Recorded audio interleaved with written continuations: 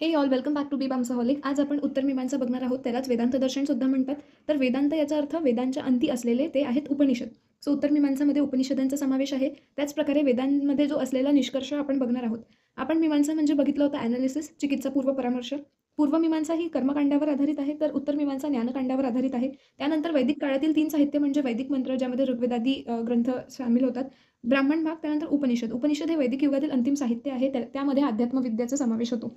त्यानंतर वेदांत सूत्रालाच ब्रह्मसूत्र, शारीरिक सूत्र सुद्धा म्हटले जाते. उपनिषदामध्ये जे उपदेशून सांगितलेले वाक्य आहे त्यांचं ॲनालिसिस करणं, समन्वय साधणं आणि त्याचे तात्पर्य वेदांत सूत्रामध्ये दिले आहे. त्यानंतर वेदांत दर्शनाचे कर्ता आहे वेदव्यास. त्यांनाच द्वैपायन, बादरायण म्हणजे तेच पाराशर ऋषीचे पुत्र आहेत. त्यानंतर उपनिषद, ब्रह्मसूत्र, भगवद्गीता हे तिन्ही मिळून वेदांताची प्रस्थानत्रयी बनतात. तर प्रस्थान म्हणजे काय? उगम करणे.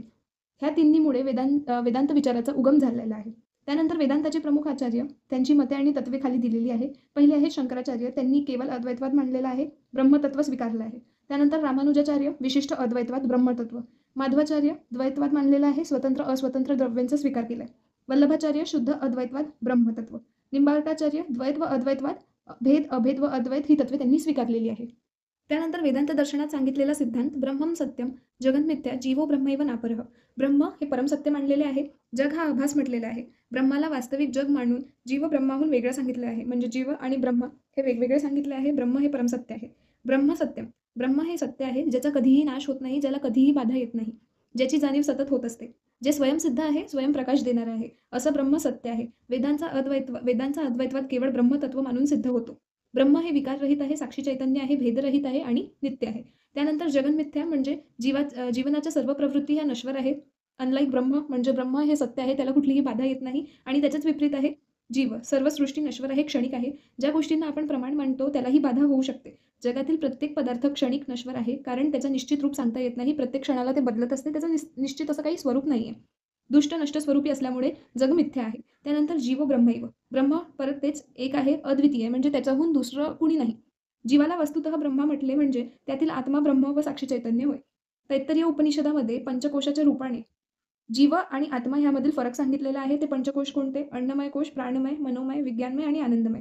तर अन्नमय कोश हे सगळ्यात बाहेरचे भौतिक शरीर आहे, फिजिकल सेल्फ, अन्नाने बनलेले भौतिक शरीर. प्राणमय कोश व्हायटल सेल्फ आहे. मनोमय कोश सुख दुःखदायी अंतकरण वृत्ती.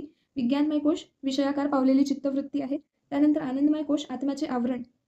या सर्वांच्या आत असते, म्हणजे पाचही कोशांच्या आत असतो आत्मा, जो साक्षी रूप आहे, आनंद स्वरूपात प्रेझेंट आहे. त्यानंतर नापर. पर म्हणजे श्रेष्ठ आणि ना म्हणजे नाही, ज्याहून दुसरं कुठलंही तत्व श्रेष्ठ नाही, असं तर ब्रह्मतत्व होय.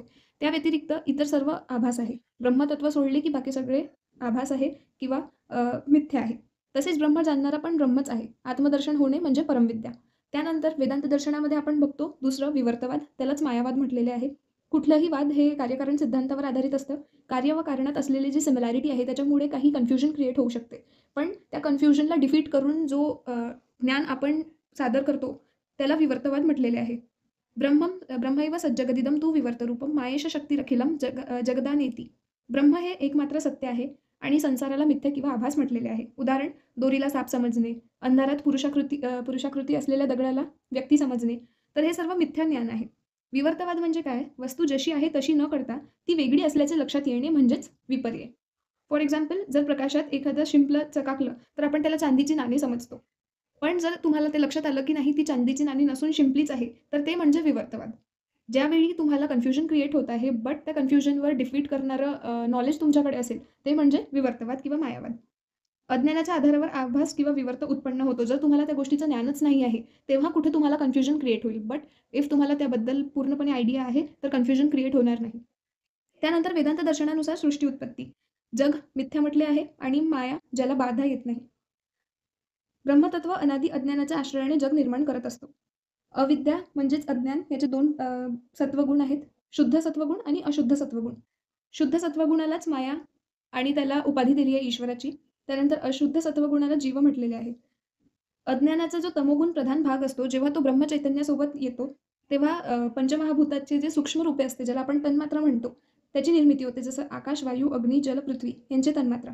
आणि त्यानंतर तन्मात्रेपासून पंचमहाभूत तयार होतो पंचीकरण प्रक्रियेने. तर पंचीकरण प्रक्रिया काय आहे की ज्या महाभूताचा निर्मिती सुरू आहे त्याचा अर्धा भाग आणि इतर 4 तन्मात्रेंचा एक अष्टमांश भाग, याला पंचीकरण प्रक्रिया म्हणतो. तर अशा प्रकारे आपण उत्तर मीमांसा पूर्णपणे बघितला आहे, ज्याला वेदांत दर्शन म्हणतात. त्याचे रचयिता आहे वेदव्यास. सो भेटूया नेक्स्ट लेक्चरमध्ये. Thank you. Do not forget to like, share and subscribe.